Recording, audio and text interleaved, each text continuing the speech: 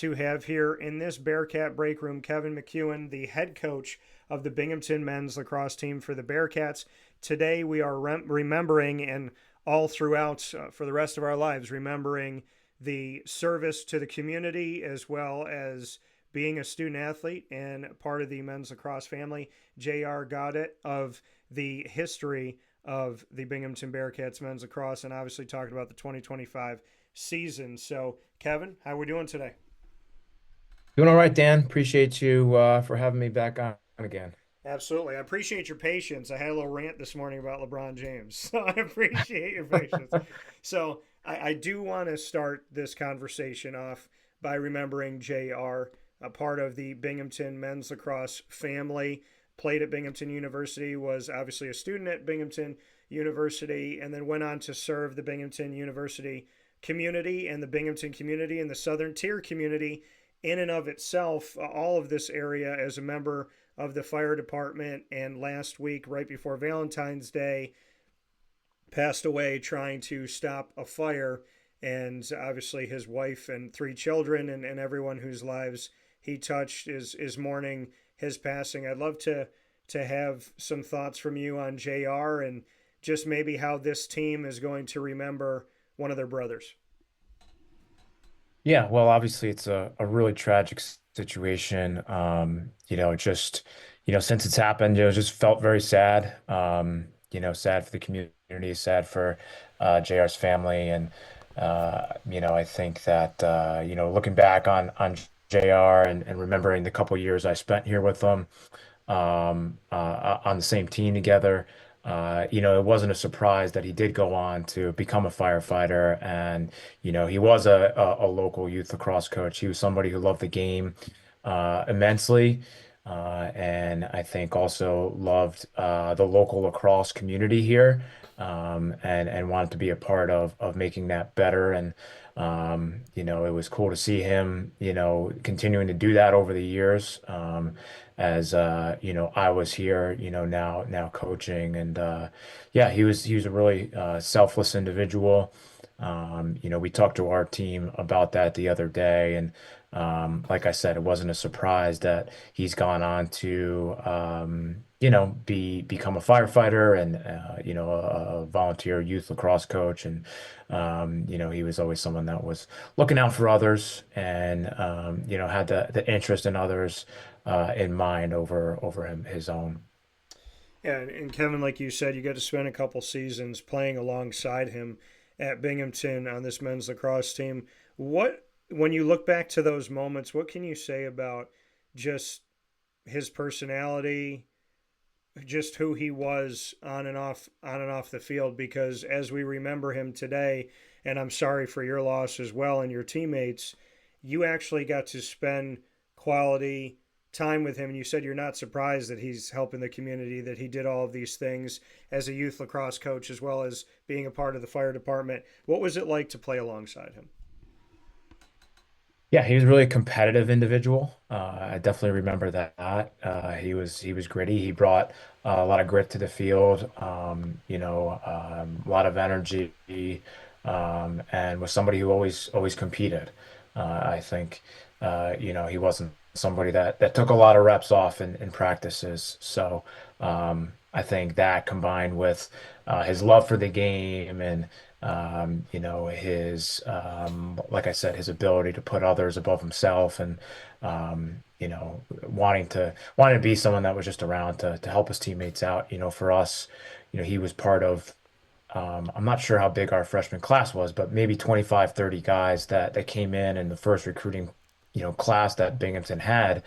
And he was one of two kind of local guys that were part of that team. So, he and the one other individual, they were always kind of like trying to show us the ropes of what was going on in town, and wanted us to acclimate as quickly as possible. So, we'll definitely remember that as a big piece of my memories of JR. And you talked about that, being a part of that initial recruiting class and you being there as well. Coaching this program and looking back on the history of the program and saying, like, I was there in the beginning and now I get to coach these student athletes in their beginning. Like I get to watch them do something special, which is come into a program for the first time and see them grow and develop and evolve. For you to be the head coach and to see the start of a program and then to be able to continue that program and see other people have the starting of their journey. What does that mean to you? And does it feel cyclical to you that you get to see this now yourself? Yeah, I think it's something I definitely don't take lightly. Yeah. I think my time here was some of the most transformative years of my life. So to be able to be a part of that with others and be able to recruit guys to kind of go along that same journey is really cool. And one of the things I love most about the job. I also really love just seeing that 4 year process as guys grow and they get here as 18, 19-year-old freshmen and they leave as 22, 23-year-old young men going out into the world to do various things. The maturity is awesome to kind of see and to be part of that growth journey is something that like I said, I don't take lightly and understand the importance of it. Kevin McKeown here on Wake Up Call with Dan Tortora inside the Great Lakes Honda City Studios in our exclusive multimedia marketing partnership with Binghamton University for this Bearcat Breakroom. Coach, it's always so weird for me when we start lacrosse season because we're in the state of New York. And so, as there has been feet of snow, not inches, feet of snow that have happened here. We know that you've already been on the field, on the road at Lafayette College to start off the season. You're going to be at home in Vestal this Saturday, February 22nd, against Marist College. Have you spoken with the groundskeepers? Have we told the plow people how much we love them dearly to make sure that this field is ready? I mean, just bring me into the fact that you're used to it because you played in it and now you're coaching in it, but to have this lacrosse season when we talk about spring and we think about spring sports and having this lacrosse season, obviously probably have snow around it here when you have your home opener against Marist. Yeah, yeah, it definitely is at least half of a winter sport, maybe a little bit more here in upstate New York and at the college level. Starting games in February is pretty crazy. And certainly I think this winter's been one of the coldest that I can remember in all the years that I've been doing this, and we really just haven't had many breaks from 20s, teens, when we're looking at the temperatures. So always presents some challenges, but I think like we tell our guys, we got to just kind of roll with the punches, understand, we're not controlling some of these elements and make the best out of the days that we can, whether we're out on the field or we're indoors or, we're doing something maybe a little different for practice on a given day. And you spoke on the guys here, Coach. We look at the roster for this season. I'm going up and down the line here, and I'm looking at obviously you have some transfer portal guys, and we're looking at some home states. A lot of New York, of course, but we also have Canada. We have Texas. We have New Jersey. We have Charleston, South Carolina. Bring me into this roster. We have Connecticut, Maryland. Just making up this team, putting it together as you headed into the season because Binghamton University, known as one of the top 10 national public Ivy League schools, it's not a school where education doesn't matter. So when you're in the transfer portal or you're going to look at a freshman or a prep school student and you're putting this team together, you obviously know that scholastically they have to have their act together. Plus, they have to have talent on the lacrosse field. How did you assemble this season's team when you looked at freshmen, the transfer portal, and just kind of bringing everybody together in this unit as you step forward? I know we're always going to see heavy New York, but we're seeing all over the country, we're seeing out of the country, and we're seeing some portals. So how did you assemble this knowing that Binghamton University is very high class when it comes to education? Yeah, well, I think like you mentioned, New York's going to be our kind of primary hub first and foremost, and it will continue to be. But there's been so much growth of the game, outside of the traditional, Northeast, Mid-Atlantic areas, and there's a lot of young kids playing in the South, Texas, Midwest, West Coast to California. We got one guy from Oregon. We have a guy from Seattle right now. Yeah. And if those kids want to play Division I lacrosse, there's not a lot of opportunities, around where they grew up. So, they have to come, east and to the Northeast in a lot of cases. So, we see that there's a lot of talent out there, and I think, there might not be as much familiarity with Binghamton University, but I think as families start to explore and as we start to have those conversations with people, they see what type of academic institution we are. And I think that the academic, prowess here certainly helps us in recruiting when we're getting to the point where we're, recruiting young men and their families, and then they can kind of look at, well, what's their experience going to be like outside of lacrosse here, and what type of degree are they going to leave with, and I think people really see the value in what the university has to offer. You brought up going coast to coast, going to Oregon, going to Washington, going outside of the country as well. Are you trying to kind of tap into areas that you feel like are untapped resources right now? I mean, every coach wants to be unique, right? You want to find your diamonds in the rough, and there's going to be student athletes that a lot of coaches are going to go after.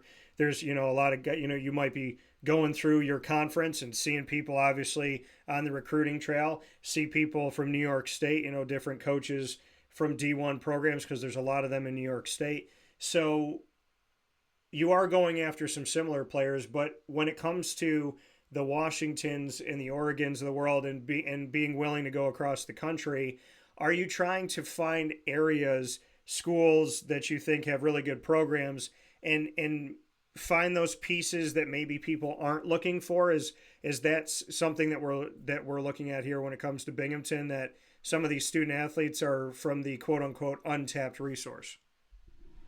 Yeah, I think there's a little bit of that. I think certainly people probably, teams when recruiting starts on September 1st of the prospect's junior year, I think a lot of the teams are maybe a little more focused on the traditional areas and strong high school programs, strong club teams that people watch play all summer. And I think we do some of that too, Yeah. but then as we kind of get into things and the dominoes start to fall in the recruiting process, I think we like to try to pump the brakes a little bit and open our lens a little bit and widen it to see some different guys. And certainly as we've kind of gotten into some different markets, that kind of you get a little bit of a foothold there, right? You develop some relationships with coaches and high school coaches and club teams, and I think that has helped us. And we've had a couple of guys from Texas over the years now.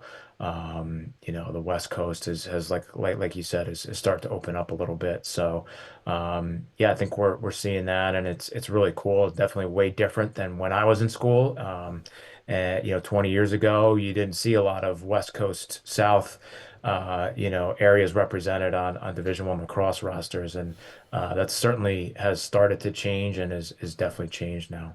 Yeah, and as we look at this, Kevin, when we see, like you said, there's different changes that have happened. There's changes to the schedule. There's some of those schools that we see in New York State, some that we don't see. And so when you look at the makeup of this season, and we look at, like, Marist is going to be your first home match, as we talked about here.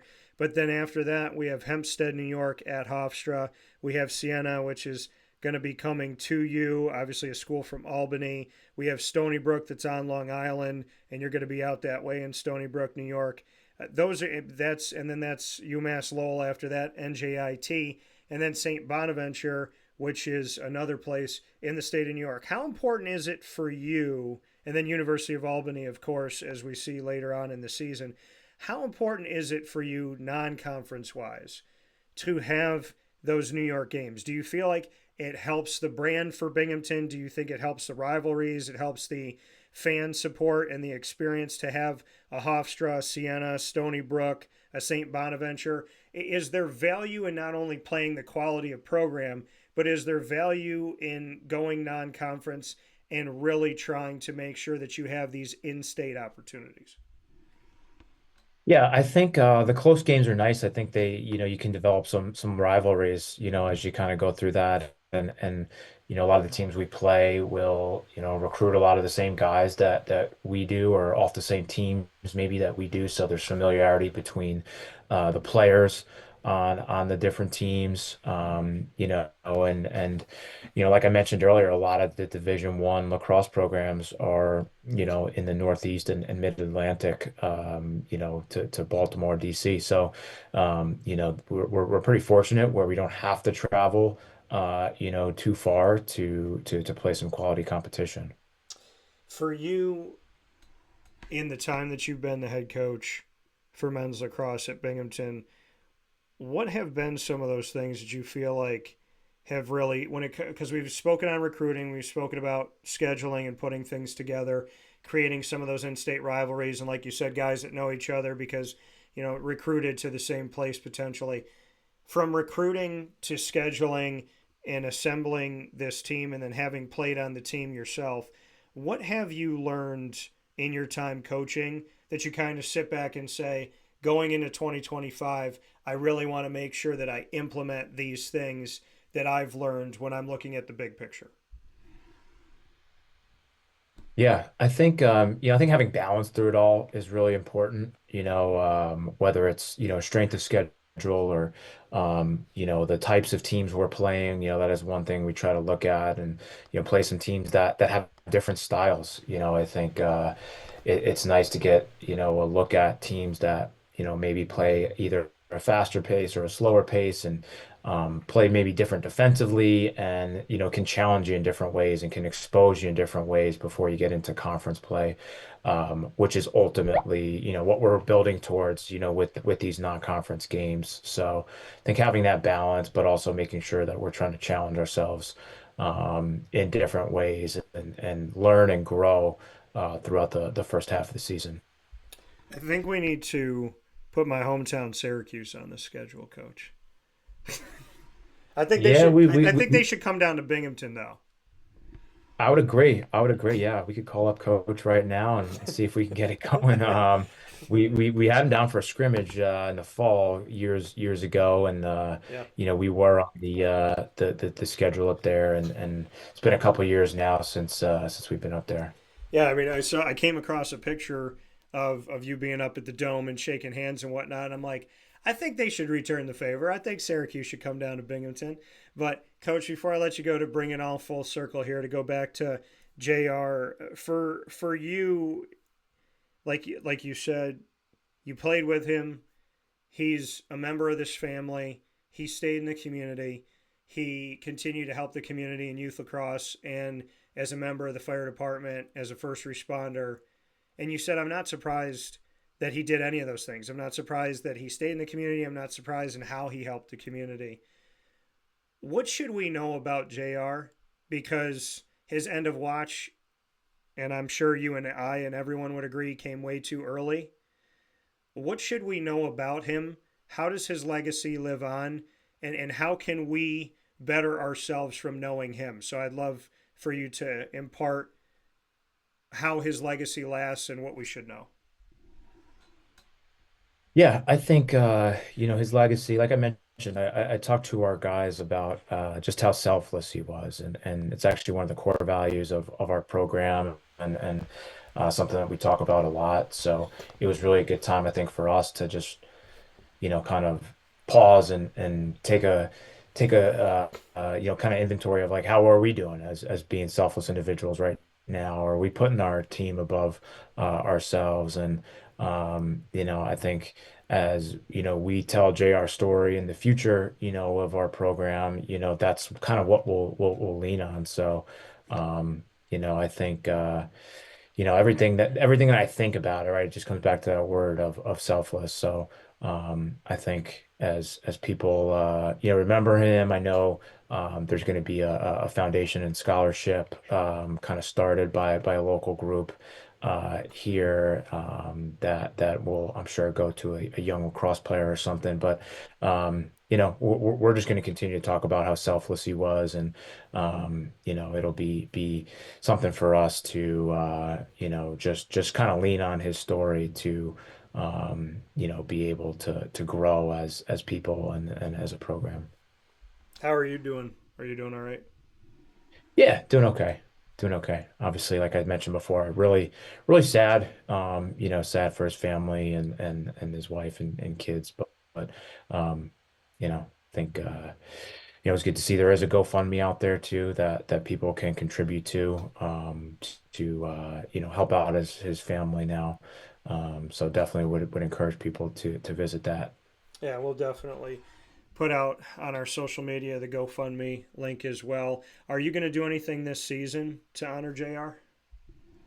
Yeah, we're looking. Our guys approached us about wanting to do something, whether it's on the helmets or looking at something potentially on our game shirts that we wear on game day and put his initials on there. So, we're gonna do something with the guys to kind of carry him with us through the season. I know it's a tough thing, coach, but moments like this are supposed to call us to recognize our relationships, appreciate them. Has it caused you to reach out to your teammates? Has it caused you to say, hey, that phone call or that text message that I wanted to make a few weeks ago, I'm going to make it today instead? Do you feel like in this moment of sadness, at the same time, maybe it's a moment of reminding to keep those connections, to foster those bonds that you had at Binghamton and make sure that they continue to grow? Has it caused you to say, hey, you know what? I'm gonna have lunch with this guy, or I'm gonna call him up, or I saw that they just had a baby. I'm gonna see how they're doing. Has it created some of those interactions? Yeah, I think it definitely has. Sometimes it's unfortunate that sometimes these things have to happen for you to kind of pause and do some of that stuff. But yeah, there's definitely been more conversations and texts throughout the last week or so, and actually heading to his services here this afternoon. So we'll see some people, and I know we'll share some good memories of JR as he would want us to do. I did want to ask you this really quick because I was watching something about it on the news. They said that it was no surprise that he's like the guy to run in, that he was like the bull to go in and when it came to a fire or something like that, that kind of like no fear, get out of the way, I'm going in. Is that accurate? Yeah, obviously I was never in that type of situation with him, but yeah, I would say that would like describe him as a person and player and practice. Like I mentioned, he was just like didn't shy away from physicality, was somebody who wanted to sacrifice his time and body for others. And yeah, so like I would agree. It wasn't a huge surprise. My final thing here, because positivity is important to me, especially in these moments. What is your favorite memory with JR when you think back? Yeah, I just think it's like the competitiveness and thinking back to him in practices and just remembering how fierce he could be, and I think he would toe the line sometimes of being really physical, but and maybe going overboard a little bit at times. But I think on teams you need some of those guys. You need some of those guys to push each other and make each other better. And certainly our game is a physical sport, so an element of physicality is something that you need. So I think that's what for me that I'll think of most. Better having him for you than against you. Yeah, 100%. Kevin McKeown here, the head coach of the Binghamton Bearcats men's lacrosse team, as we honor and remember J.R. Gaudet and, of course, today his services. So, my best to you and to everybody that's going there. Please, I mean, obviously, I did not know J.R., but I send my best to you and to everyone who does know him and will keep his memory alive and his spirit alive, and to his family, of course, his wife and his three children. And Kevin also speaking on this 2025 season and what's to come. Kevin, we'll have you back on. This is the beginning of the season, so plenty more to have. But beyond everything else, God be with you. God bless you. And thank you for being the person that you are and the coach that you are. And I hope that whatever you need today and whatever you all need today, that you receive and that you truly feel JR's memory. Thanks, Dan. Yeah, no, I appreciate you giving me this opportunity here, and look forward to chatting again. Sounds good. Take care. All right, thank you. Thank you.